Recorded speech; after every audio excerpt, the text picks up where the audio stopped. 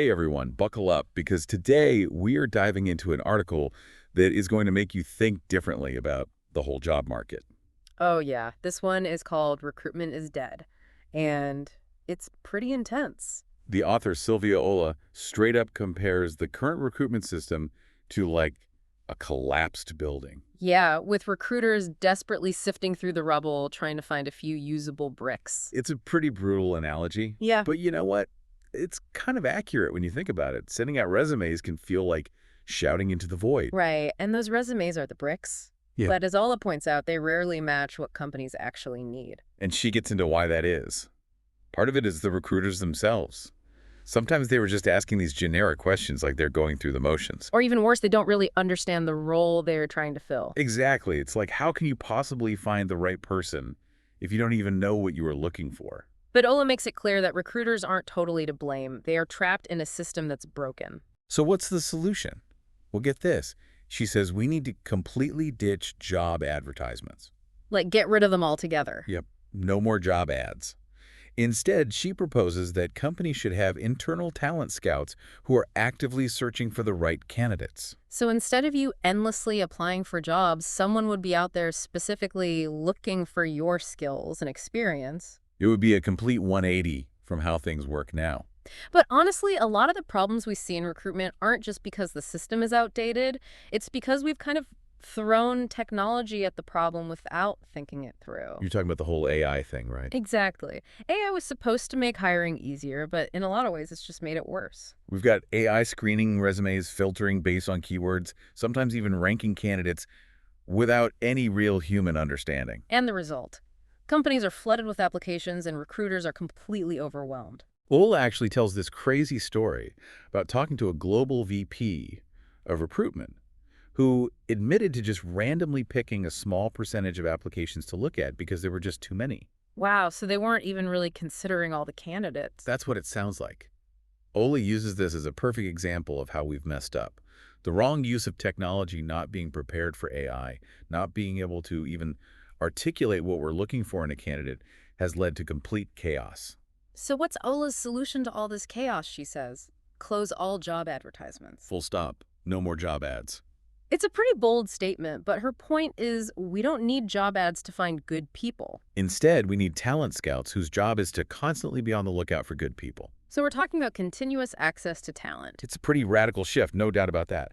But it does make you think about how we could do things differently and how we can start fixing this mess. Well, how about we unpack that in part 2 of this deep dive? Sounds good to me. It's like we are trying to solve this super modern problem, but we're stuck in the past. Right. Everything feels so transactional. Like you are not even a person, you're just a commodity. Yeah, and that goes both ways. Companies just trying to fill slots, not actually thinking about who they need. So how do we get out of this transactional mindset? How do we actually create that continuous access to talent that Ola is talking about? Well, let's go back to the talent scouts. Imagine them as talent matchmakers. Okay, I like that analogy. So they're not just sitting in an office waiting for applications. Exactly. They're out there networking, attending events, really getting a feel for what's happening in different fields. So they would have to be more than just recruiters. They would have to be experts in their own right. Oh, absolutely. They need to understand not just different skill sets, but company culture and what kind of personalities thrive in different environments. They would be building relationships with people long before a position even opens up. That sounds like a huge shift for companies, though. Are they even ready for something like that? That's the question, isn't it? But honestly, what choice do they have? The old ways are not working. And this isn't just about filling jobs. This is about staying competitive. Right. If companies want to attract and keep top talent, they have got to up their game. But what about the technology side of all this?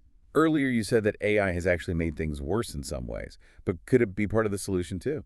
Definitely. We have all this incredible tech, but we've been using it to automate the wrong things.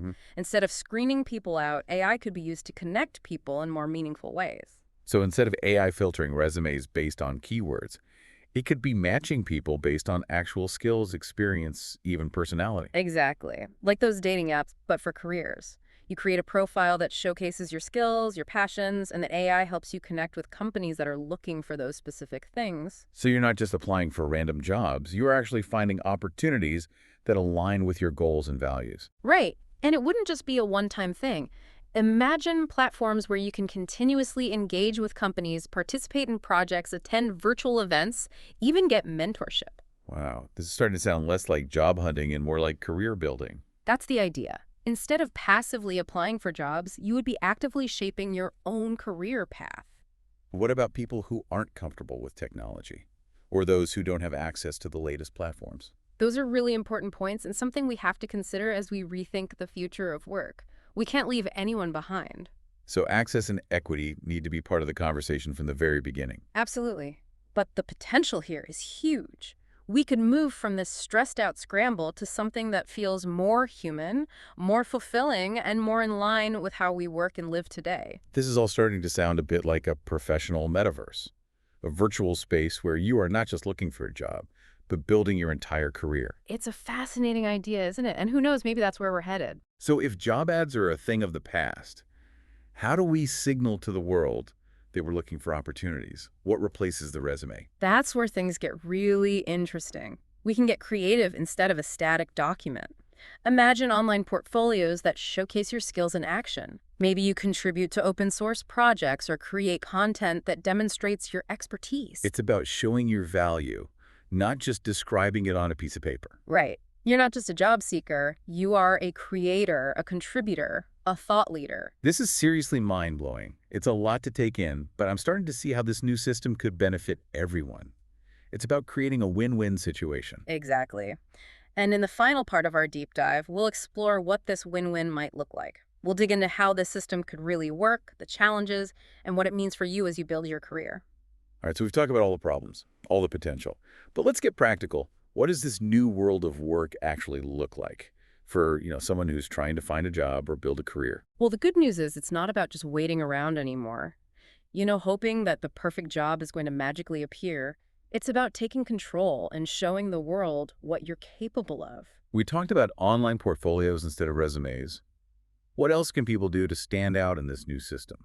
Think about it less like applying for jobs and more like, showcasing your expertise. Contributing to open source projects is a great way to do that, especially in tech. You're demonstrating your skills in a real-world setting and collaborating. Yeah, you're building a reputation, proving you can actually do the work, not just talk about it.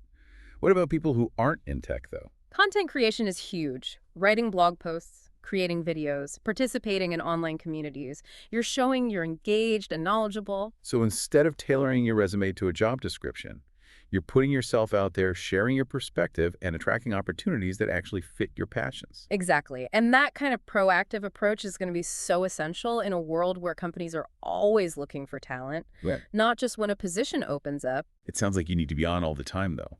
Is there ever any downtime in this new system? That's a good point. And that's where those AI-powered platforms could really help.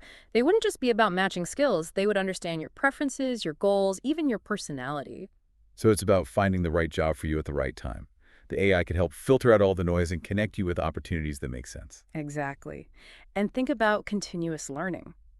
Imagine platforms where you can upskill, take on micro projects, even get mentorship, all curated based on your interests and goals. So it's not just about finding a job, it's about constantly growing and evolving. It's a total shift in mindset, Yeah. from transactional to a more holistic view of work. This has been such an eye-opening deep dive. It can be a little overwhelming to think about how much things are changing, but honestly, it's also pretty exciting. It is exciting, and I think the key takeaway is that you're not just along for the ride. You have the power to shape your own career journey, to build your skills, to connect with the right people, and to create a work life that is fulfilling and successful. So to our listeners, we leave you with this. What steps can you take today to start building the career you want in this new world? What skills can you develop? What networks can you tap into? What unique value can you offer? The future of work is being written right now, and you have the power to be a part of it.